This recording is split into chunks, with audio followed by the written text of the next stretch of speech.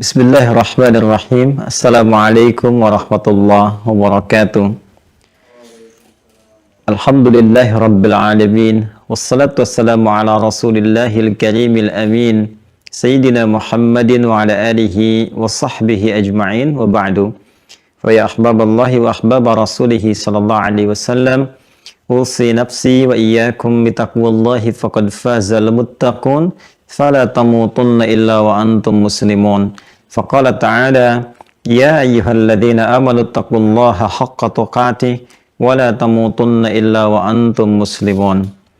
Yang insyaallah dimuliakan Allah Subhanahu wa taala, keluarga besar Kimia Farma tanpa kecuali semoga seluruhnya izin mengawali dengan bermohon pada Allah Subhanahu wa taala senantiasa mendapatkan perlindungan, kesehatan dan bimbingan dari Allah Subhanahu wa taala sehingga dapat menata seluruh aktivitas pekerjaan yang diamanahkan dengan tataan yang baik, menghasilkan manfaat dan diridhoi oleh Allah Subhanahu wa taala. Pak Agus Chandra terkhusus tadi yang dalam perjalanan, semoga dimudahkan perjalanan, dibimbing aktivitas, mendapatkan hasil yang diharapkan dan tentunya diridhoi oleh Allah Subhanahu wa taala. Pak Yudi Rangkuti, terima kasih atas sambutan yang disampaikan. Mudah-mudahan jadi tali awal silaturahim di antara kita yang juga mengikat kebersamaan di keluarga besar Kimia Farma. Semoga menjadi keluarga yang baik.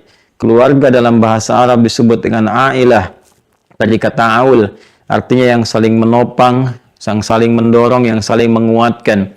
Jadi kalau tadi sudah disebutkan keluarga besar, maka kehidupan keluarga dalam Kimia Farma diharapkan saling menguatkan, saling mendorong, saling menopang, sehingga dengan itu bisa menguatkan etos kerja yang diharapkan. Baik, dengan cepat pertemuan kali ini kita akan mencoba membahas tema yang diamanahkan kepada kami dari DKM Assalam, Pak Arif dan kawan-kawan, tentang etos kerja dan keikhlasan dalam tinjauan Al-Quran dan Sunnah Nabi Sallallahu Alaihi Wasallam secara umum dalam tinjauan Islam. Kita akan membahas dulu beberapa hal terkait tema ini. Mengapa seorang manusia itu mesti bekerja? Ini hal dulu yang harus kita garis bawahi. Kemudian bagaimana cara bekerja yang baik? Kemudian yang ketiga, seperti apa pekerjaan itu punya nilai di hadapan Allah Subhanahu wa taala? Karena penting kita pertanyakan, jangan-jangan puluhan tahun kita bekerja, kita tidak punya nilai, tidak punya bekal dalam penilaian Allah Subhanahu wa taala. Sedangkan hukum mengatakan perpindahan keberadaan kita di setiap tempat itu membutuhkan bekal. Anda sekarang terhubung dengan kita, tadi dikatakan se-Indonesia. Sekarang kalau mau rapat dari Jakarta ke Bandung atau misalnya ke Medan, ke Surabaya, bukankah butuh bekal kita untuk berpindah kepada tempat itu? Bukankah harus ada yang disiapkan dalam menatap perjalanan kita, persiapannya, akomodasinya, dan sebagainya. Jadi Anda bisa bayangkan, berpindah ke tempat yang terbatas saja, masih dalam skala nasional di Indonesia, kita membutuhkan bekal yang cukup untuk menyukseskan pekerjaan kita. Sekarang, kita akan berpindah ke tempat yang lebih jauh lagi, dengan dimensi yang berbeda. Bekal apa yang akan kita bawa? Apakah pekerjaan yang kita tunaikan sekarang ini, materi yang kita dapatkan sampai kemudian kita wafat dan berpindah kepada tempat yang lain, itu adalah bekal yang sesungguhnya yang selama ini kita cari. Seperti apa pekerjaan yang kita lakukan punya nilai. Di saat yang bersamaan, yang dengan nilai itu menjadi sebuah bekal yang kita bawa pulang. Itu yang akan menjadi concern kajian kita di siang hari ini, dalam waktu yang sangat singkat dan padat. Mudah-mudahan ada poin-poin yang bermanfaat untuk kita semuanya. Semoga guru-guru kita yang telah mengajar tadi disebutkan Syekh Ali Jabir, Allah yarham, dirahmati Allah Subhanahu wa taala, ilmunya bermanfaat kepada kawan-kawan khususnya. Tadi ada Ajim, kemudian juga ada Ustaz Latif dan yang lainnya. Semoga seluruhnya Allah jaga dengan kesehatan, kemuliaan, memberikan pencerahan untuk warga negara Indonesia khususnya, sehingga kita hidup dalam keadaan harmoni. Baiklah, kita mulai dengan tinjauan yang pertama. Kenapa manusia bahkan umumnya mesti bekerja? Baik, manusia disebut dengan manusia itu memiliki 3 unsur utama pembentuknya. Dan ini standar, ya, semua orang memahami, dengan akal kita mengetahui. Disebut manusia tersusun dari 3 bagian. Kalau di kesehatan, di biologi, di kedokteran ada anatomi tubuh, ya. Kalau di spiritual, di keagamaan, di Islam khususnya itu ada anatomi manusia. Disebut manusia ada 3 unsur. ya yang menyulam kemanusiaannya. Pertama ada fisiknya. Fisik dalam bahasa Arab disebut dengan jism. Segala yang terkait dengan fisik disebut dengan jasmani. Sudah diserap ke dalam bahasa Indonesia, kita katakan jasmani. Senam kesehatan jasmani. Senam yang kita lakukan untuk membuat dan mensupport, ya menstimulus supaya fisik kita sehat, memenuhi kebutuhan fisik. Kemudian ada yang kedua adalah rohnya. Roh ini motor penggeraknya, ya spiritnya, generatornya. Nggak mungkin ini fisik bisa bergerak, tubuh kita bisa bergerak kalau nggak ada rohnya. Segala yang terkait dengan roh disebut dengan rohani namanya. Baik, karena itulah kemudian bahkan di kimia farma ada divisi rohaninya, kerohanian. Yang diwakili untuk umat Islam ada masjidnya dan turunan-turunannya. Untuk memberikan keseimbangan pada kebutuhan roh kita supaya bisa mendorong fisik bekerja lebih baik. Kemudian yang ketiga, ada pengikat hubungan antara roh dengan fisik, yaitu akal. Akal ini nanti yang akan menerima informasi dari roh sekaligus perintah yang akan dieksekusi oleh fisik. Dan subhanallah, masya Allah, sepersekian detik saja Allah menciptakan sistem ini. Ya, sepersekian detik semua perintah berjalan dieksekusi. Nah, ini mustahil ada yang bisa membuat seperti ini kecuali sang pencipta yang maha kuasa, yaitu Allah subhanahu wa ta'ala. Karena itu Allah menyebut dirinya di Quran dengan Khaliq. Quran surah ke-15 ayat ke-28. Wa idh qala rabbuka lil malaikati inni khaliqun basyara. Akulah pencipta manusia itu dengan segala sistem yang berjalan di dalamnya. Nah, penciptaan ini tentunya Allah sempurnakan dengan pemenuhan nutrisi dan bekal-bekalnya. Ini kalau nggak diberikan nutrisinya, seperti Anda lebih mengetahui ya dalam ilmu kesehatan, ini manusia kalau nggak dapat nutrisinya, nggak bisa berkembang berkehidupan. Lemah dia, bahkan bisa kemudian menghadirkan pada kematian. Nah, maka tiga elemen ini, tiga unsur ini, dia butuh kemudian supportnya, butuh nutrisinya, dan semua akan saling bersinergi, berpadu, nggak bisa terpisah sendiri. Hilang salah satu, maka hilang fungsi kemanusiaannya. Rohnya hilang, maka meninggal dia. Kan akalnya hilang, jadi hewan dia. Ya, hewan itu kan cuma roh dengan fisik yang nggak ada akalnya. Ya, akal dengan roh saja, fisik nggak ada, ya gentayangan namanya, gitu kan. Maka ketiganya mesti ada, hadir, berpadu, dan terpenuhi kebutuhannya. Baik, kita bicara tentang roh. Roh butuh nutrisi, roh butuh makanan. Apa nutrisinya? Nutrisinya adalah ibadah. Ya, Quran surah ke-17 misalnya Al-Isra ayat 85. Wa yas'alunaka 'anir roh. Mereka banyak bertanya kepada Muhammad SAW tentang esensi roh. Apa hakikatnya? Apa kebutuhannya? Qul rohu min amri rabbi. Katakan semua urusan terkait dengan roh itu semua sumbernya ada dari Allah Subhanahu wa ta'ala. Allah yang maha mengetahui, karena dari Allah kebutuhannya pun Allah siapkan khusus. Ya, makanya roh mesti dapat nutrisi. Kalau dia nggak diberikan nutrisinya, lemah dia, gelisah dia. Ya, roh itu sampai ke dalam diri kita menjadi nafas namanya. Jadi kalau sudah sampai kepada fisik menyatu, jadi nafas. Diserap ke dalam bahasa Indonesia menjadi bernafas. Ya, dengan nafas itu muncul kehidupan. Quran surah ke-91 Asy-Syams di ayat 7 sampai dengan ayat 10.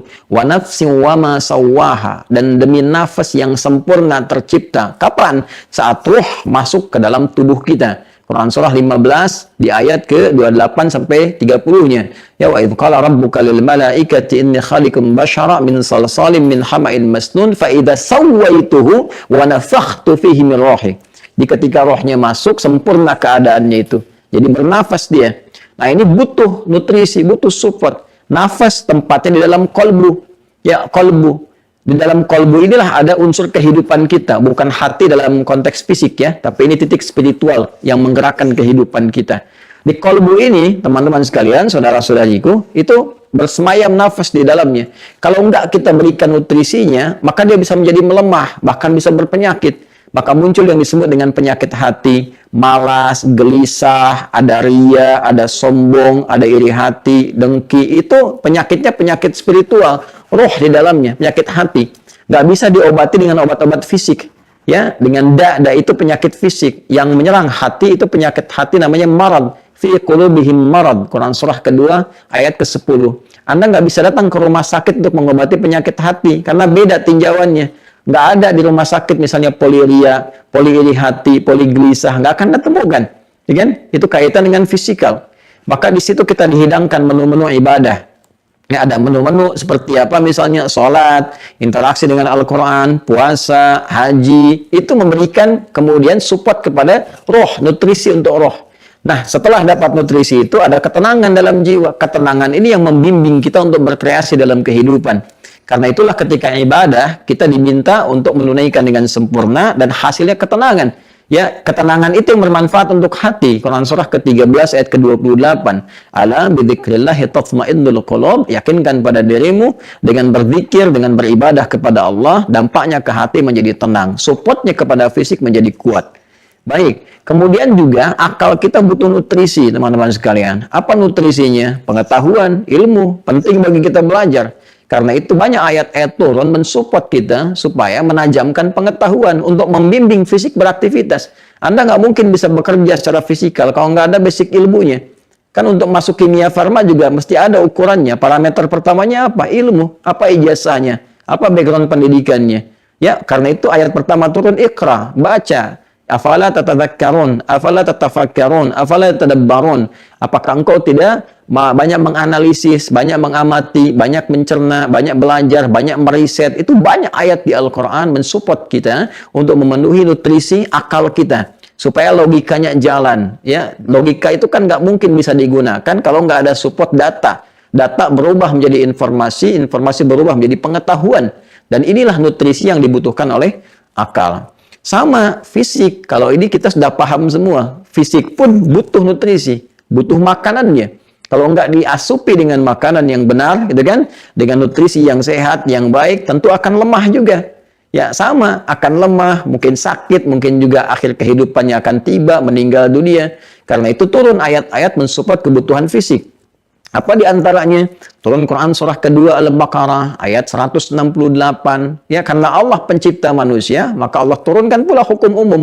Ya, hukum universal yang semua manusia mau muslim atau bukan pasti nggak akan bisa berlepas dari hukum ini. Ayat ini mengatakan Quran surah kedua ayat 168. Ya ayyuhan nasu, hai semua manusia tanpa kecuali.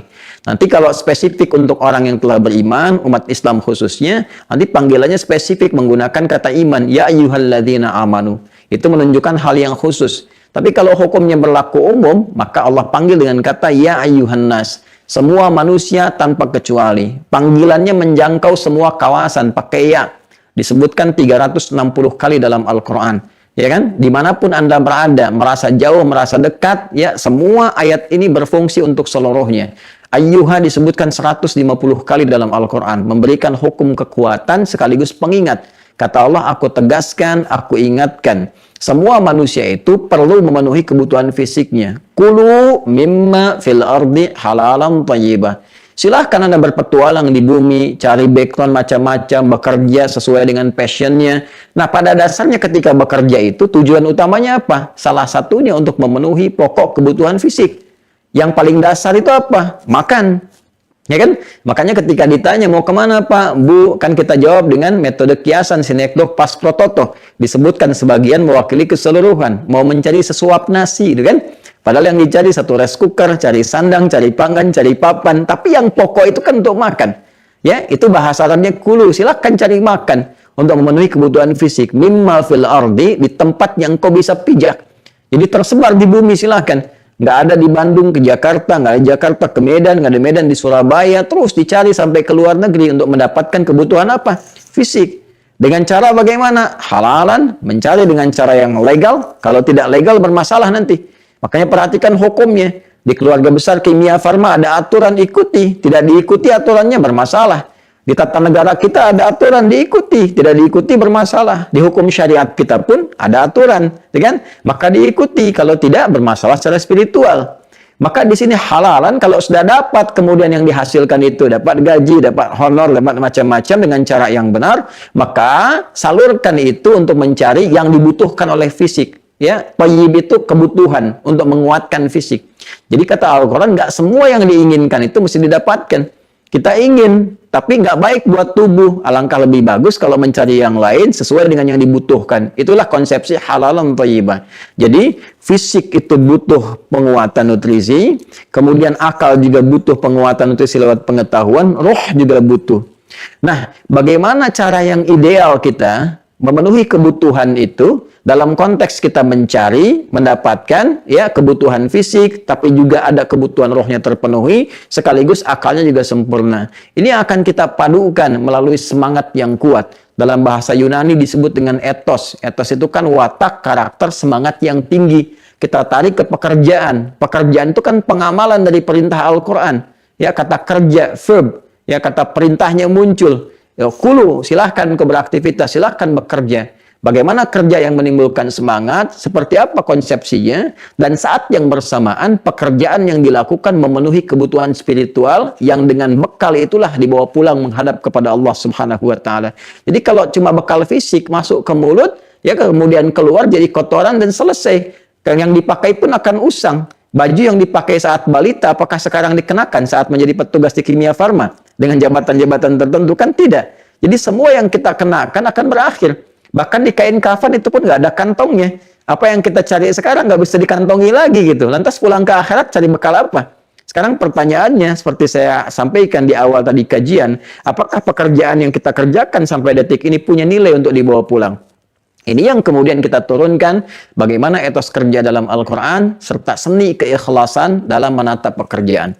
Baik, ini sebagai pembuka di mukaddimah. Sekarang kita masuk kepada intinya setelah kita memahami gambaran aktivitas yang kita kerjakan. Nah, semua yang kita lakukan inilah sebagai fungsi khalifah di bumi. Ya, ini yang dimaksudkan di Quran surah kedua Al-Baqarah di ayat ke-30. Dan ini sangat istimewa. Fungsi besar manusia membawa risalah ke bumi itu sebagai khalifah di tempat yang dipijak. Quran surah kedua ayat 30, wa idh qala rabbuka lil malaikati, dan ketika Rabbmu Muhammad SAW berfirman ya kepada kalangan malaikat dan sebagian jin yang ada pada saat itu, diviralkan firmannya ini, ingat ya, pahami ya kata Allah, ya, inni ja'ilun fil ardi khalifah, aku akan tetapkan jadikan, ya kan? Nah, khalifah di bumi, di tempat yang dipijak. Jadi ardun itu asalnya setiap tempat yang dipijak. Jadi Anda mau ke Bandung, ke Bogor, kemanapun, begitu memijak sesuatu, Anda menjadi khalifah. Apa itu khalifah? Ya, saya sedikit dulu terangkan dengan cepat. Khalifah itu setidaknya punya dua arti utama. Pertama dari kata khalafa, yang saling menggantikan. Jadi sistem kehidupan di dunia ini, di bumi ini nggak abadi. Semua saling menggantikan. Di keluarga saling menggantikan. Ayah, ibu selesai, purna gitu kan. Meninggal, muncul anak menggantikan. Visi misi hidupnya di keluarga. Muncul cucu dan sebagainya. Anda di pekerjaan nggak akan selamanya ada di situ. Akan saling menggantikan. Sekarang direktur keuangannya A, besok B. Sekarang pimpinannya A, besok B. Ya, ada purnanya. Itu sistem kehidupan kita demikian. Makanya ketika diberikan amanah, jabatan pekerjaan, maka muncul makna yang kedua. Khalifah itu berarti sifat untuk memakmurkan. Ya, sifat untuk menyukseskan. Makmur itu dari kata amara, sesuatu yang bermanfaat. Ya, makanya usia kita disebut umur. Kenapa disebut umur? Untuk menunjukkan kesan sepanjang diberikan usia, hadirkan yang bermanfaat.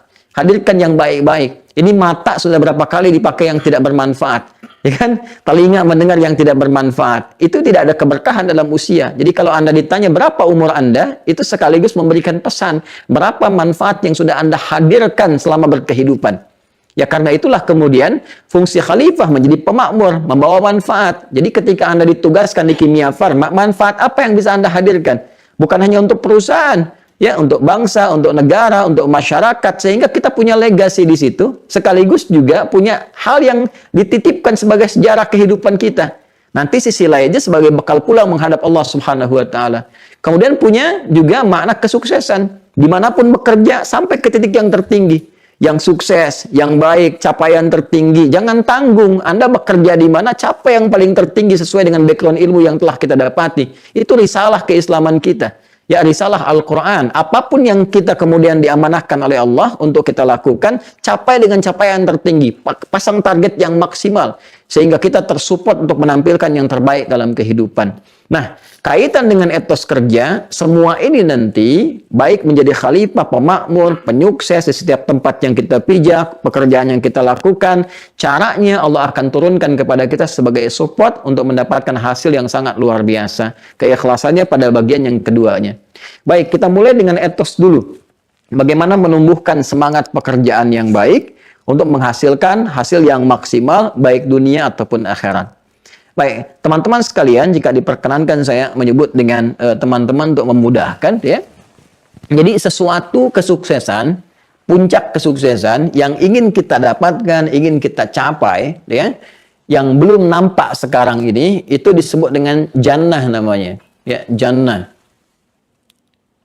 Nah, ini untuk menambah wawasan ya, karena pada umumnya jannah seringkali dipahami, dimaknai dengan surga saja. Ya, pada asalnya jannah itu kesuksesan yang ingin diraih yang belum tampak. Kenapa surga itu dinamakan dengan jannah? Karena itu puncak kesuksesan tertinggi bagi setiap hamba yang belum tampak sekarang. Ya kan? Nah, dalam Al-Quran pun segala yang ingin kita capai, orang-orang kalau sukses, meraih kebesaran, kehebatan, aset, dan sebagainya, termasuk dalam konteks dunia, itu diilustrasikan, dibahasakan oleh Al-Quran telah mendapatkan jannah. Ya, misal, kita ingin turunkan, ini dalam konteks dunia dulu ya. Nah, jadi kita turunkan konteks dunia, nanti akhirnya konteks akhiratnya. Di sini nanti ada etos, di sini nanti ada ikhlas, gitu kan? Nah, kita ambil contoh misalnya yang teman-teman sering baca di setiap Jumat ya, selain surah Yasin kan ada surah Al-Kahf juga kan. Kalau kita baca surah Al-Kahf surah ke-18 ayat 32 itu sampai 34 kan ada dialog tentang dua orang laki-laki kan. Quran surah ke-18 di ayat 32 dulu saya sebutkan ya. Jadi di surat Al-Kahf itu ada 4 kisah yang menginspirasi, dianjurkan, disunahkan, dipelajari setiap hari Jumat, bukan sekedar dibaca. Dibaca dapat pahala bacaan, dipahami dapat inspirasi, ya kan? Nanti ada kisah para pemuda yang tangguh, gitu kan, mempertahankan iman dan punya kesuksesan dalam aktivitas. Yang kedua kisah tentang dialog dua orang sahabat, yang satu sukses dalam urusan dunia, bisnisnya banyak dan sebagainya. Yang satu lagi soleh secara akhirat. Nanti mereka berdialog tentang keseimbangan, kan? Yang ketiga kisah Nabi Musa yang tetap belajar kepada hamba Allah yang soleh itu Khidir alaihissalam, dan yang keempat tentang Dzulkarnain yang menggenggam dunia di masanya. Nanti ada inspirasi bagaimana kita bisa mendapatkan hal-hal yang telah mereka raih dalam 4 tipe kehidupan yang berbeda tadi. Ya, di sini diceritakan Allah sampaikan wadrib lahum mathalar rajulaini, dan berikan kisah kepada mereka ya sebagai contoh inspirasi dalam kehidupan. Jadi Allah telah sampaikan dari 15 abad yang lalu kepada Nabi Muhammad SAW tentang kisah di masa lalu, ya, tentang kisah apa? Rajulaini, tentang 2 orang sahabat. Jadi 2 sahabatan, ya kan? Kemudian yang salah satu di antara mereka wadrib lahum mathalar rajulaini ja'alna li ahadihima jannataini. Bahkan satu di antara mereka itu sudah sukses, mendapatkan 2 kesuksesan besar. Jannataini, jannah itu tunggal, kalau pakai ain itu bentuknya dual, ya dual. Jadi ada yang tunggal singular, ada yang dual, 2 pakai ain itu 2. Kitab buku, kitabah ini 2 buku, masjid 1, masjidah ini 2 masjid, ya kan? Jannah itu satu aspek kesuksesan. Kalau jannataini berarti 2. Di masa lalu orang-orang yang sukses itu, yang asetnya dipandang bagus, hebat, kayanya betul-betul kaya, itu kalau sudah punya kebun. Ya karena di padang pasir kan semuanya gersang gitu kan, gersang. Kalau punya unta itu biasa. Bahkan unta pun nanti ada yang kualitasnya tinggi, itu yang sekarang harganya ratusan juta bisa miliaran. Ada unta hitam, ada unta yang keemasan gitu kan, tuh macam-macam, beda-beda. Ya, itu harganya bisa beda-beda. Tapi mereka dipandang biasa saja, kaya standar. Kalau memang ada yang kaya banget atau kebangetan kayanya, kan kaya itu standarnya ada yang kaya, ya kaya banget, ada yang kebangetan kayanya. Itu kalau sudah punya kebun-kebun yang rindang, yang ada anggurnya, ada kurmanya, macam-macamnya, ada aliran airnya dan sebagainya, gitu kan? Nah, karena itu refleksi kekayaan di masa-masa lalu itu ketika di padang pasir yang tandus mereka punya kebun. Kebun itu disebut dengan jannah. Ya, gambaran kesuksesan di masa lalunya. Kalau kita sekarang mungkin bisa direfleksikan kalau unta-unta yang mewah tadi mungkin dengan mobil-mobil yang cukup luar biasa, ya saya tidak perlu sebut sehingga tidak harus mengendorse gitu ya. Mobil-mobil yang mahal-mahal, yang bagus-bagus, aset-aset yang melimpah, rumah yang mewah, taman-taman yang indah, itu digambarkan dengan jannah. Nah, dia itu punya 2 kebunnya, bayangkan. Kalau kita sekarang mungkin asetnya banyak, perusahaannya banyak, ya mengalir keindahan banyak hal di dalamnya. Ini sukses, ya sukses secara dunianya sukses. Baik. Namun nanti punya persoalan dalam persoalan akhiratnya. Nanti ini kita bahas kemudian. Ya. Tapi apa standar kesuksesan yang bisa diraih, ya, sehingga dia bisa mendapatkan apa yang dia hasilkan itu, ya. Nah, ini masih dalam konteks dunia. Jadi kalau kita masih bicara etos dan kita kaitkan dengan keduniaan, ini hanya akan terbatas kalimatnya pada kerja saja. Makanya kalimat etos seringkali disandingkan dengan pekerjaan, etos kerja, semangat, ya kan? Kerja, kerja, kerja. Nah, kalau kita ingin berhasil dari pekerjaan saja dalam konteks dunia, maka standar sekali ukurannya. Ya, apa itu? Nah, pindah kita kemudian ke Quran. Surah ke-3 Ali Imran ayat 142. Jawabannya. Baik, perhatikan kalimatnya. Am hasibtum an tadkhulul jannata walamma ya'lamillahu alladhina jahadu minkum wa ya'lamas sabirin. Ini standar umum. Apa Anda duga Anda akan sukses begitu saja, termasuk dalam konteks pekerjaan Anda sekarang, ya kan? Di kimia farma, apakah akan menghasilkan target yang telah Anda tentukan di awal, sukses tiba-tiba, kemudian kan dapat meraih ini, capaian kemudian dapat tercapai dengan bagus, targetnya maksimal. Apakah mudah itu diraih? Seperti membalik telapak tangan? Ya, apalagi pengen surga gitu kan? Yang dimensinya berbeda, yang lebih besar lagi tingkatannya, apakah mudah begitu saya didapatkan?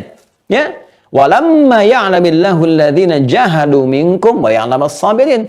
Sementara belum tampak pada diri kalian, kata Allah Subhanahu wa taala, sementara belum tampak pada diri kalian kesungguhan, keseriusan untuk bisa meraih itu semua.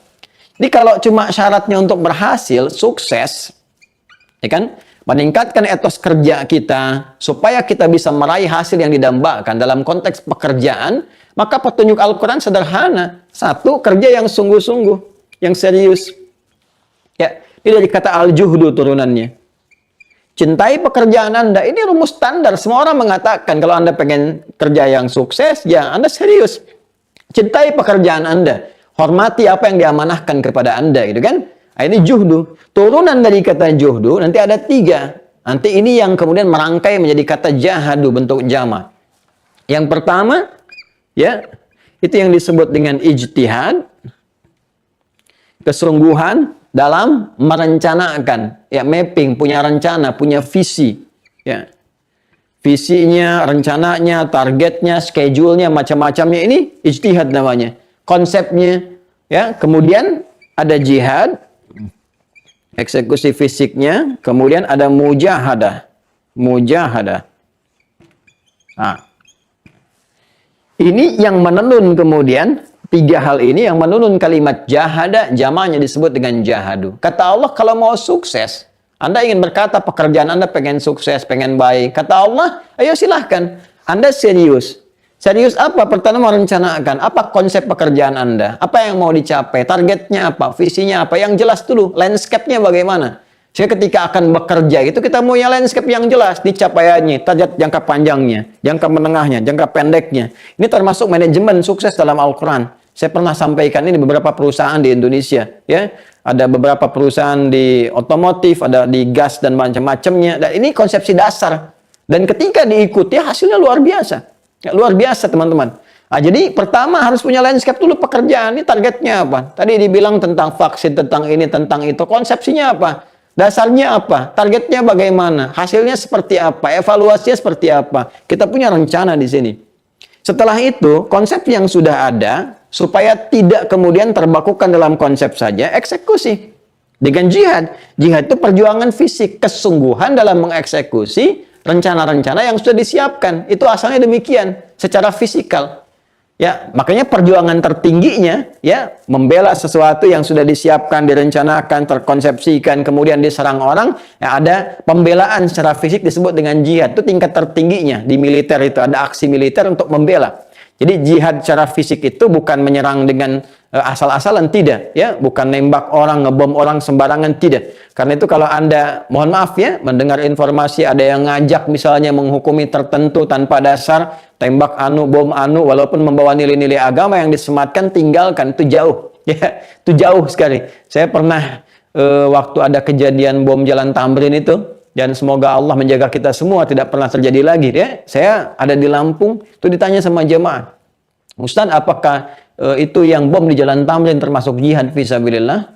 Saya bilang, Mas, sependek pengetahuan saya, jihad fisabilillah itu jihad di jalan Allah, bukan di jalan tamrin. Ya, jadi ada konsepsinya, ya, ada ukuran-ukurannya gitu, ada kaidah-kaidahnya. Jadi jihad itu asalnya dia maknanya punya makna umum, nanti spesifiknya terkait dengan pembelaan izzah. Ya, yang dimotivasi oleh spirit agama, nanti bonusnya itu terkait dengan aspek kehidupan kita, seperti kemerdekaan yang pernah kita dapatkan. Saya bahas kemarin tentang korelasi makna jihad, perjuangan dengan melahirkan kemerdekaan. Sampai diapresiasi di preambul Undang-Undang Dasar 1945 atas berkat rahmat Allah yang Maha Kuasa, gitu kan? Jadi kita pengen, dan dengan didorongkan oleh keinginan luhur, pengen kita merdeka, keinginan luhur. Ya, beratus-ratus tahun, sudah masanya lama, tapi rahmat dan berkat Allah belum turun. Begitu kita berjuang dengan sungguh-sungguh, turunlah itu. Nah, dalam konteks umum kepekerjaan, perjuangan fisik untuk mengeksekusi ide kita, itu disebut jihad juga. Karena itu kalau Anda niatkan sebagai ibadah, itu dinilai sebagai jihad. Jihad yang standar nantinya, ada pahalanya. Begitu keluar. Nah, ini perjuangan fisiknya. Di sini diterapkan job desk-nya apa, kemudian eksekusinya bagaimana dan sebagainya. Terus jangan dikira ini mudah. Ya, kadang-kadang ada tantangan yang muncul dalam jiwa kita juga. Ya, perjuangan untuk mengatasi sikap emosional kita. Mungkin ada beda pendapat, kadang-kadang malas, kadang-kadang gelisah, gitu kan?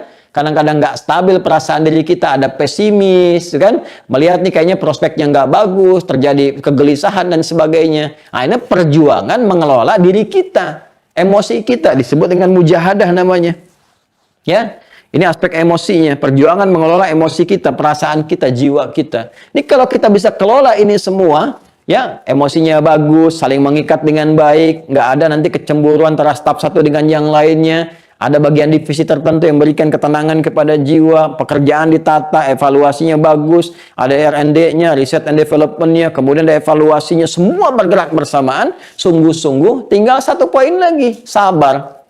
Ya, Anda kerjakan dengan baik, prosesnya dijalani dengan maksimal, ditunggu, sabar, telah berikhtiar, muncul wa ya'lamus sabirin, ditutup dengan sabar. Dan semua konsepsi ini dikerjakan oleh siapapun, mau yang beriman, yang tidak beriman, ini serius dikerjakan sukses. Ya, betapa Thomas Alva Edison, berapa banyak percobaan, kemudian dia bersabar dengan itu, ya kan? Dan dia menghasilkan sesuatu yang sekarang kita bisa rasakan. Kalau kita mau mengambil non-muslim sebagai contoh, ya, kalau yang muslim banyak sekali, bahkan jadi inspirasi ke barat. Bagaimana Avicenna itu sabar dari mulai menghafal Quran, dari mulai belajar otodidak, kemudian sampai ke belajar di kedokteran, sampai sekarang menginspirasi. Ya, Averroes dengan pemikirannya, beliau seorang dokter bedah. Ibnu Rusdi itu dokter bedah itu. Ya, Ibnu Sina kapasitas selekta kedokteran beliau kuasai, tapi jangan salah, beliau pun ahli Quran.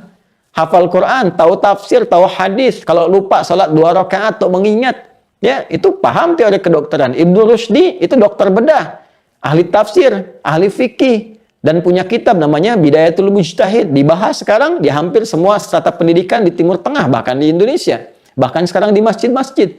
Ya, kita punya Al-Kindi, Al-Khawarizmi, Al-Battani, gitu kan, Jabir bin Hayyan, dan sebagainya. Itu kalau kita serius, sukses. Nah, jadi kalau Anda bertanya, bagaimana meningkatkan etos kerja dalam pandangan Al-Quran, kalau raihan hanya sekedar pekerjaan saja, ini Anda seriuslah bekerja. Kan? Serius bekerja, landscape-nya yang baik, visinya bagus. Ini standar, kita pun sudah tahu. Ya, tinggal prakteknya berjalan nggak sepenuhnya seperti itu. Nah, sekarang pertanyaannya, apakah semua pekerjaan yang dihasilkan dengan konsepsi ini otomatis juga melahirkan nilai di hadapan Allah Subhanahu wa ta'ala? Punya nilai nggak? Ya kan? Jadi bekal nggak kita untuk menghadap Allah? Atau nilainya dunia saja? Nah, kan sementara kita mengetahui bahwa kita itu kan sifat kehidupan kan selalu berganti, berpindah, kan sampai ujungnya nggak pindah lagi. Ujung yang nggak pindah lagi disebut dengan akhirat namanya ini. Ujung yang tidak pindah lagi. Selama di dunia berpotensi pindah, tidurnya sekarang di kasur, besok di sofa, kadang di rumah, kadang di kantor, itu sifat dunia biasa. Kan bahkan pindah tempat, sekarang di Bandung, besok di Jakarta, itu dunia. Dan itu butuh bekal. Nah, sekarang nanti pada saatnya kita akan berpindah ke alam yang nggak ada pindah lagi, yaitu akhirat. Bekalnya pun berbeda. Untuk mendapatkan bekal ini perlu nilai. Ya, perlu nilai yang berbeda. Jadi saat dikerjakan, saat yang bersamaan, dia punya nilai akhiratnya. Nah, konsepsi untuk menjadikan pekerjaan dunia yang saat bersamaan punya nilai akhirat, itu disebut ibadah namanya. Ya. Jadi jangan dibatasi ibadah itu pada konsep ritual saja, semacam sholat misalnya, ya itu ritual. Baca Quran itu ritual, tapi jangan lupa ada ibadah juga yang praktikalnya terkait dengan tata kelola kehidupan kita. Secara sosial, ya itu semua pekerjaan kita berpotensi jadi ibadah. Karena Allah pun sudah menegaskan.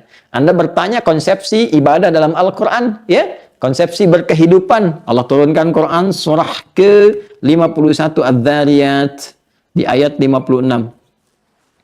Wa ma khalaqtul jinna wal insa illa liya'buduni.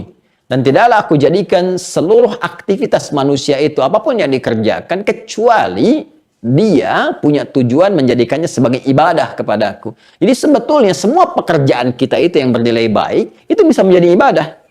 Ya.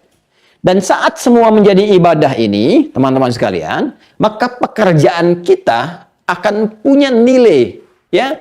Punya perubahan warna, punya pandangan tersendiri dari Allah. Pekerjaan dalam bahasa Arab disebut dengan amal namanya. Amal. Amila ya'malu amalan. Amal.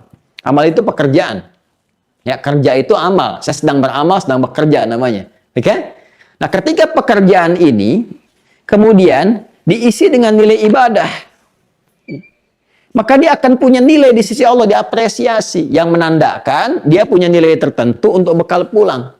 Ya, apa nilai yang Allah berikan kepada amal ini? Dinilai oleh Allah sebagai sesuatu yang baik.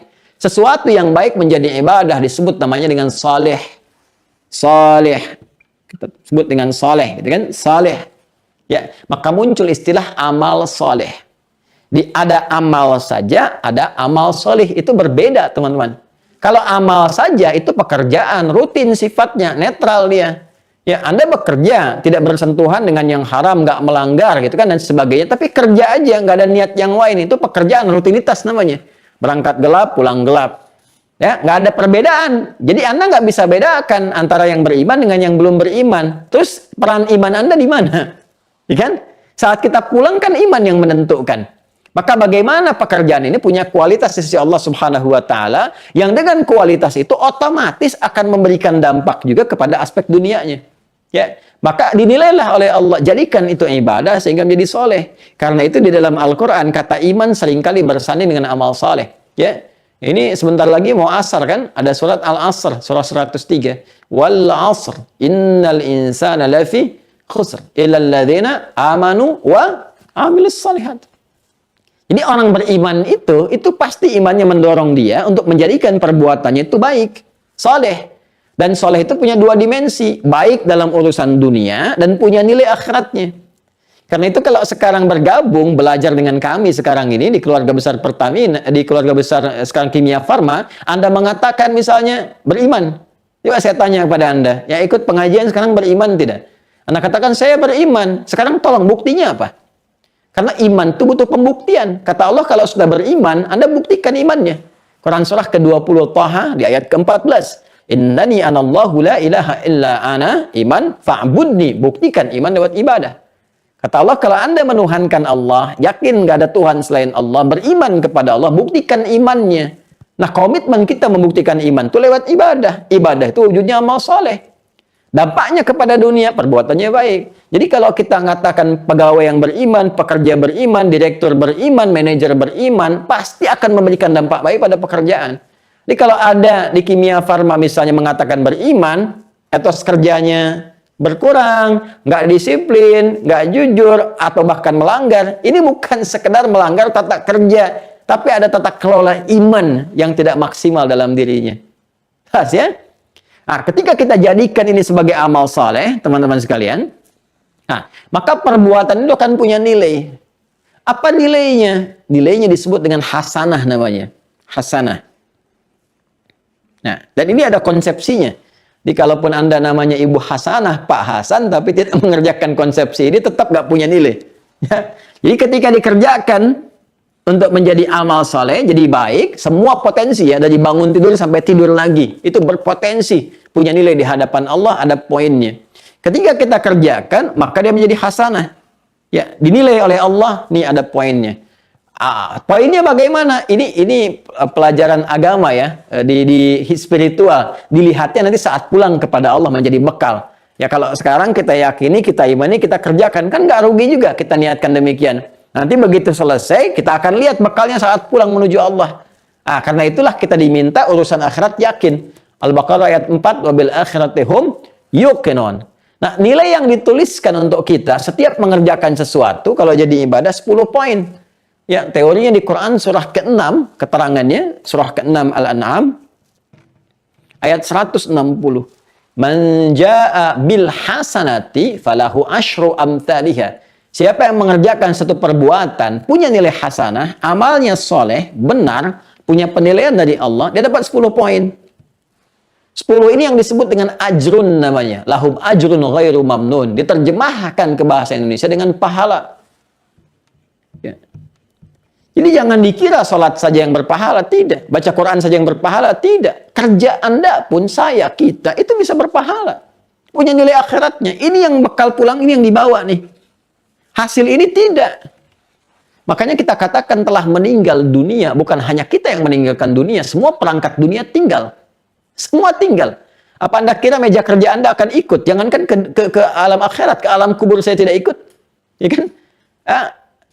Tidak akan dilepas dengan semua perangkat dunia. Cukup dibalut dengan kain kafan, selesai diantar ke kuburan. Ya kan? Apa yang dipertaruhkan? Dipertaruhkan ini amal solehnya. Ya kan? Punya ini enggak saat untuk pulang nanti itu? Nah, itu setiap dikerjakan 10 poinnya. Tergantung amalannya nanti. Jangan menghitung begini. 1, 2, 3 terlalu kecil. Ya, kita ke masjid saja untuk ibadah. Ini ada harus Masjid As-Salam gitu kan. Di tempat Anda bekerja, itu datang ke situ saja dengan niat ibadah. Belum dikerjakan ibadahnya, belum sholat, belum baca Quran, belum i'tikaf. Itu dapat 25 poin di hadis Muslim. Jarak satu keduanya 500 tahun. Dua ketiga 500 tahun. Banyak sekali. Kita lihat nanti saat kembali kepada Allah. Ditampakkan saat akan meninggal. Dalam sakarat gitu kan. Itu sakarat itu akan nanti ada kebiasaan yang kita kerjakan. Orang yang biasa maksiat akan dengan maksiatnya. Orang biasa meracau akan dengan kekacauan kata-katanya. Orang yang biasa beramal dengan baik akan lahir dengan kebaikannya. Karena itu ketika dia wafat nanti akan wafat ditampakkan amalnya. Bahagia dia, senang, tenang dia, nyaman, senyum dia. Itu yang disebut husnul khatimah. Ya ayyatuhan nafsul mutmainnah, hai jiwa yang tenang. Tenang, nyaman karena diperlihatkan. Ya. Pak, jelas ya? Nampak ya? Nah, ini gambaran konsepsinya teman-teman sekalian. Karena itu kita sering berdoa. Doa yang standar, yang general bahkan. Sifatnya umum kita mohonkan. Supaya perbuatan, semua pekerjaan kita di dunia yang baik itu jadi punya poin. Jadi hasanah. Dan ini bisa kita lihat di akhirat. Ketemu hasanahnya di akhirat. Kita berdoa dan doanya diajarkan di Quran surah kedua Al-Baqarah. Ayat 201. Ya. Di paling kanan sebelah bawah di mushaf standar. Wa minhum, dan di antara manusia itu mayyaqulu, ada yang seringkali bermohon berdoa kepada Allah untuk dibimbing. Dia mengatakan Rabbana atina fid dunya hasanah wa fil akhirati hasanah wa qina adzabannar. Ya Allah, mohon bimbing kami untuk berikan kepada kami bimbingan untuk menjadikan semua pekerjaan dunia kami punya poin akhirat. Dan di akhirat itu hasanah itu akan tampak lagi ya Allah. Ya kan? Dan di situ kami mendapatkan rahmat, menjauhkan kami dari ancaman-ancaman neraka-Mu. Itu gambarannya. Nah, sekarang pertanyaannya, bagaimana satu pekerjaan itu amal menjadi soleh, menjadi ibadah, punya nilai hasanah, dapat pahala, pulang menghadap Allah. Anda bekerja, pahala dapat, meninggal pulang punya bekal. Kan? Maka diteruskan ayatnya. Kalau tadi di Quran surah 51, ayat 56 Allah menyampaikan ini, wa ma khalaqtul jinna wal insa illa liya'budun. Tidaklah aku jadikan jin dan manusia, biarkan jin dengan alamnya, kita bicara alam kemanusiaan ya. Kalau kita bawa spiritnya ke manusia saja, gitu kan? Tidaklah aku ciptakan manusia itu kecuali untuk menata kelola kehidupannya jadi ibadah, supaya punya 2 poin sekaligus. Nah, bagaimana cara ibadah yang benar itu? Maka dijawab di Quran surah ke-98 Al-Bayyinah di ayat ke-5. Ya, dijawab, wa ma umiru, dan tidaklah mereka diperintahkan dalam beraktivitas itu illa liya'budullaha, kecuali untuk menjadikan semua kegiatan itu sebagai ibadah karena Allah, diniatkan karena Allah. Satu, niat lillah. Niat karena Allah. Ini. Yang kedua, mukhlishina lahuddin. Mukhlis itu orangnya, orang yang ikhlas. Jadi frame-nya itu rumusnya IA, kan? IA, kalau ada IA itu frame-nya, keadaannya. Orangnya itu rumusnya MUI, MUI. Jadi kalau Anda temukan IA, pasti orangnya UI. Ya. IA ikhlas, orangnya mukhlis. Ihsan, orangnya muhsin. Iman, orangnya mukmin. Islam, orangnya muslim. Gampang ya? Gampang ya, bahasa Arab gampang kan? Nah, jadi ikhlas, ya, itu frame-nya, gambarannya, spirit keadaannya. Orang yang mukhlis, kata Allah, nggak diperintahkan kita kecuali untuk menjadikan tata kelola kehidupan ibadah kita itu sebagai ibadah. Ya, pertama niatkan karena Allah, kedua tunaikan dengan ikhlas. Ya, ini dikuatkan di hadis Nabi riwayat Al-Bukhari, Kitab Bad'ul Wahyi, nomor hadis yang pertama. Ya, dari Umar bin Khattab radhiyallahu taala anhu, beliau menyampaikan qala Rasulullah sallallahu alaihi wasallam bersabda, perhatikan kalimatnya, innamal a'malu. Sungguh semua jenis perbuatan itu. A'mal jamak dari kata amal. Ya, amal jamaknya a'mal. Ya, dia. Innamal a'malu, innama adatul hasri, huruf pembatas yang menjadikan informasi terbatas pada hal tertentu saja. Oke? Okay? Baik, innamal a'malu, sungguh semua pekerjaan itu yang kita tunaikan, yang baik-baik, ya, terbatas bin niat kepada niatnya. Jadi, semua pekerjaan kita itu akan menjadi apa dinilai oleh Allah bergantung pada niat kita. Ya, walikul imri'im ma nawa, innamal a'malu bin niat. Ya, sungguh semua amal pekerjaan bergantung kepada niatnya.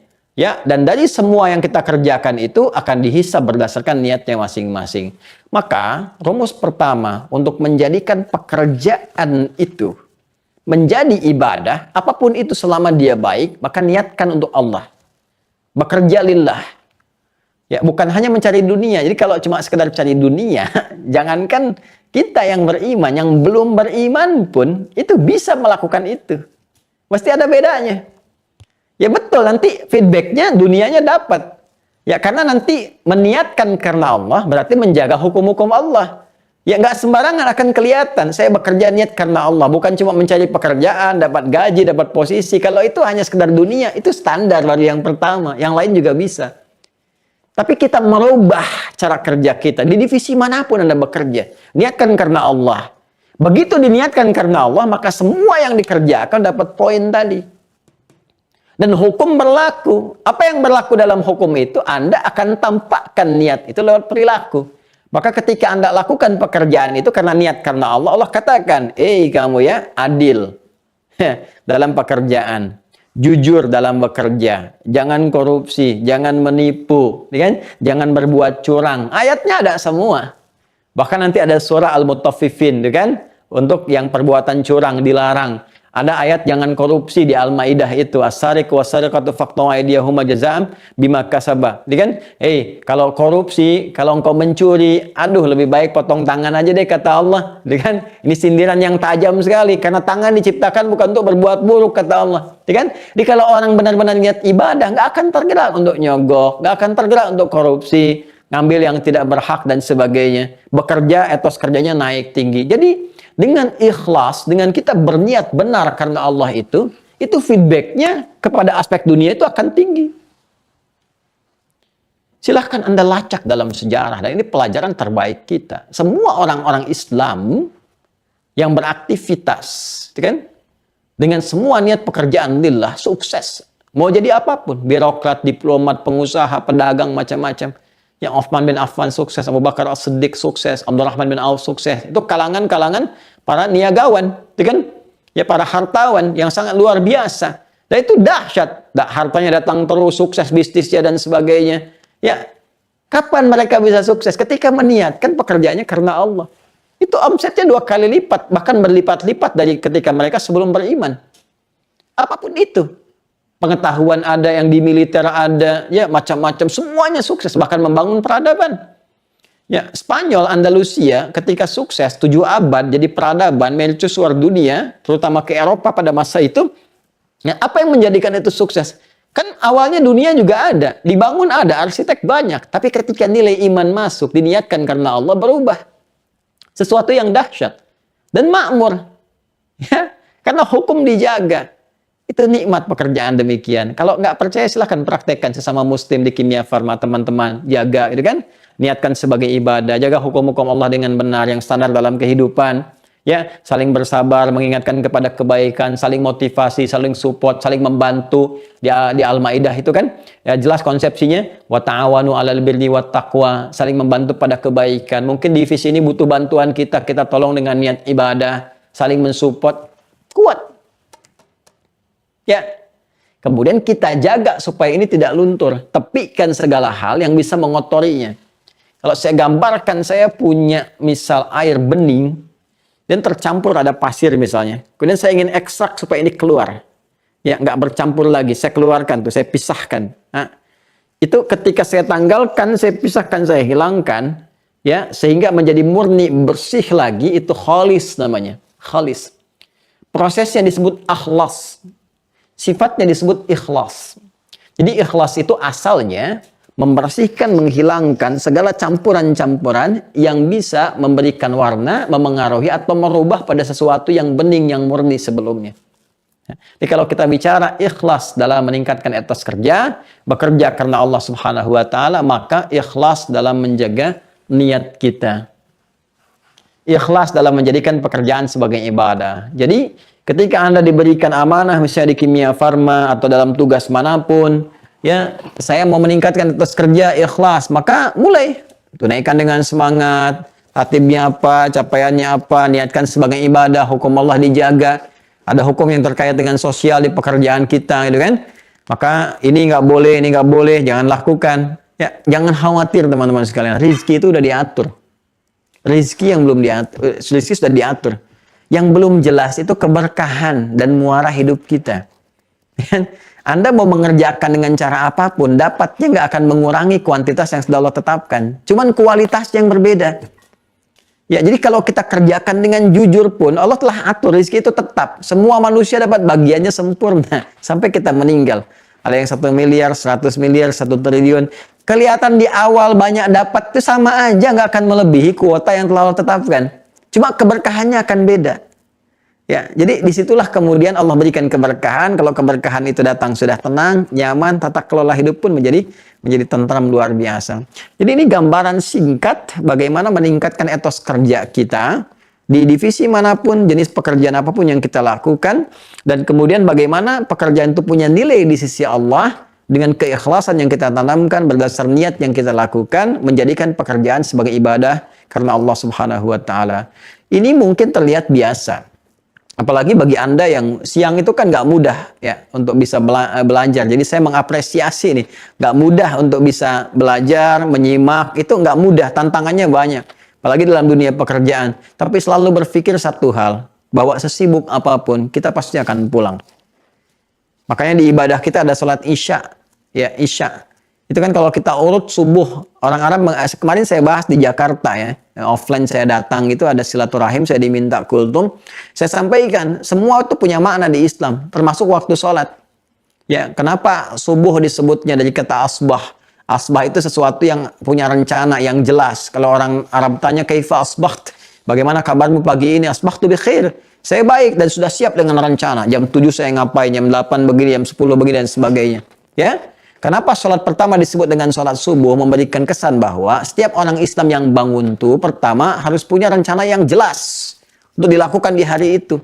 Jangan sampai ada ditanya, nanti jam 2 kemana ya? Oh, saya belum tahu ya. Tidak, orang Islam itu sudah punya tata kelola yang jelas. Ya, punya tata aktivitas yang terukur.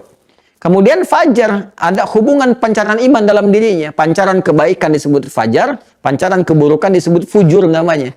Makanya ketika azan dikumandangkan subuh, dipanggil kita, ada getaran di jiwa kita, fajar. Kenapa kemudian kita datang kepada Allah dulu? Kita punya rencana yang kita siapkan. Kan kita nggak tahu Allah ridha atau tidak. Ya, lancar atau tidak. Makanya kita bawa dalam sholat, mohon kepada Allah. Minta kemudahan, minta bimbingan, minta kelancaran. Dalam sujud kita minta. Karena itu bahkan berdiri pun kalau benar hadis qudsi yang mengatakan wa idza qala al-'abdu iyyaka na'budu wa iyyaka nasta'in, kalau hamba berkata iyyaka na'budu wa iyyaka nasta'in dalam salat, sekarang kami salat ya Allah, kami menyembahmu dan kami ini punya rencana, punya masalah begini, mohon ya Allah solusi. Kata Allah dijawab di hadis qudsi, hadza baini wa baina 'abdi wa li 'abdi mas'al. Ini komitmen perjanjian antara aku dengan hambaku. Kalau hambaku benar salatnya memohonnya, aku berikan apa yang dia minta. Jadi hikmah dari sholat subuh kita datang itu, kita membawa rencana kita supaya Allah berikan persetujuan. Kemudian sampai siang datang, sudah terang, ya siang itu bahasa Arabnya nahar. Tapi sampai siang itu pekerjaan Anda punya nilai enggak? Berhasil enggak? Capaian dunianya ada, capaian akhiratnya bagaimana? Makanya disebut dengan zuhur. Zuhur itu sesuatu yang terang, nyata, ada izhar di ilmu tajwid. Ya makanya diminta kita datang lewat sholat lagi untuk menyampaikan. Sampai siang ini ya Allah aku telah lakukan apa yang kau perintahkan. Mohon berikan kelancaran seperti apa yang kau janjikan. Dievaluasi punya nilai enggak. Sampai sore. Sore itu bahasa Arabnya masa. Ya. Tapi jangan-jangan sampai sore pun ada waktu yang belum tergunakan dengan baik jadi ibadah. Saya mau tanya ya, mohon maaf ya. Dari tadi bangun saja sampai sekarang jam 2 kurang seperempat. Berapa yang jadi ibadah? Tuh. Jadi kalau saya berikan gambaran kepada Anda diberikan modal nih. Ya, oleh Kimia Farma misalnya. Modalnya 24 juta, Anda diminta untuk mengelola. Kita ambil yang kecil dulu ya, 24 juta, Anda diminta mengelola. Anda balik ke perusahaan cuma bawa 20 juta. Rugi kan 4 juta? Ya. Maka pimpinan akan menilai ada yang kurang nih. Sekarang Allah yang menciptakan kita semua, kasih kita 24 jam momentum untuk diisi beraktivitas. Aktivitas ini mesti punya nilai sebagai bekal pulang saat kita meninggal pulang kepada Allah. Nah, momentum yang diberikan untuk diisi beraktivitas itu asar namanya. Makanya muncul surah Al-Asr untuk memberikan kesan kepada kita jangan sampai rugi ketika engkau mengisi waktu itu dengan aktivitas yang tidak benar. Jadi rugi nantinya. Nama manusia yang ditunjuk untuk mewakili aktivitasnya disebut insan namanya. Disebutkan 65 kali dalam Al-Quran. Maka perhatikan surah 103 Al-Asr. Wal-Asr. Kata Allah, demi waktu, momentum yang aku berikan pada manusia untuk mengisi dengan beraktivitas. Innal insana lafi khusr. Sungguh manusia yang beraktivitas dari bangun tidur sampai tidur itu berpotensi rugi. Karena aku berikan modal 24 jam dalam sehari sampai datang ajal. Tapi dia tidak gunakan itu untuk menata aktivitas sehingga punya poin pulang. Kan? Makanya Allah katakan illa kecuali illalladzina amanu wa amilus shalihat. Tuh, muncul lagi. Kecuali orang yang mengisi itu dengan iman, pancaran iman itu mendorong dia berbuat baik, jadi ibadah, jadi amal saleh. Nah, sekarang pekerjaan Anda, saya, kita sampai hari ini siang ini jelas kan jadi ibadah. Kalau nggak diingatkan asar, jangan sampai rugi. Kenapa? Karena sesibuk apapun, pasti ada masa purnanya, maghrib. Maghrib itu matahari pun tenggelam. Maka pekerjaan kita pun akan tuntas. Ya, pada puncaknya isya. Ada asya, ada isya. Sekarang masih asya, mencari ma'isyah. Asya itu masih bergerak, aktivitas kerja. Itu saya lihat, Masya Allah ada yang pegang dokumen, tanda tangan, ini, itu. Ya, ada yang berhubungan. Itu masih aktif. Nanti ada tiba waktunya isya. Harokat pindah dari fathah ke kasrah. Kasrah itu artinya tanggal, hilang, selesai. Anda sesibuk apapun akan tuntas. Saya pun akan selesai. Begitu selesai kita istirahat, terpejam. Dan kita tidak tahu apakah itu pejam terakhir. Atau pejam sementara yang akan membangkitkan kembali untuk memberikan bekal tambahan kita sebelum pulang. Karena itu sesibuk apapun, pasti kita akan pulang. Kita akan kembali. Penting bagi kita dan terima kasih diberikan kesempatan kita untuk mengaji ya dan macam-macam. Saya tidak minta apapun dari teman-teman sekalian. Ya, saya hanya mengingatkan untuk risalah yang dibawa bahwa satu saat kita harus mengisi dengan nilai kebaikan dan manfaatnya ada untuk urusan dunia kita, dunia dan akhirat. Ada keseimbangan di dalamnya. Itu yang dimaksudkan dengan etos kerja dalam Al-Quran, menjaga menjadi ibadah dengan nilai keikhlasan, dan semoga dengan apa yang disampaikan setidaknya memberikan tambahan-tambahan yang berkah-berkah keilmuan yang dengan itu memberikan dorongan kita untuk beramal. Nanti penerimaannya akan beda-beda. Ya, mungkin ada yang diterima masih biasa, nanti dalam keadaan-keadaan yang sedang teduh, terenungkan kembali. Ya, ada yang cepat nanti kemudian, ada yang mengevaluasi dan sebagainya, itu kembali kepada keadaan diri masing-masing. Tapi kita saling mendoakan supaya Allah berikan kepada kita jalan kehidupan yang baik, hayatan thayyibah, dan akhir yang mulia, husnul khatimah. Demikian, Allahumma taqabbal minna innaka antas sami'ul alim wa tub 'alaina innaka antat tawwabur rahim. Rabbana atina fid dunya hasanah wa fil akhirati hasanah wa qina adzaban nar. Allahumma ij'alna min ahli al-Qur'an waj'al al-Qur'ana sahiban lana fid dunya wa syafi'an lana fil akhirati ya arhamar rahimin. Ij'al baqiyata hayatina hayatan thayyibah wa akhir wafatina husnul khatimah. Wa sallallahu ala sayyidina Muhammad wa ala alihi wa sahbihi ajma'in. Wa akhiru da'wana subhanakallahumma wa bihamdika nashhadu an la ilaha illa anta nastaghfiruka wa natubu ilaik. Walhamdulillahi rabbil alamin. Assalamualaikum warahmatullahi wabarakatuh.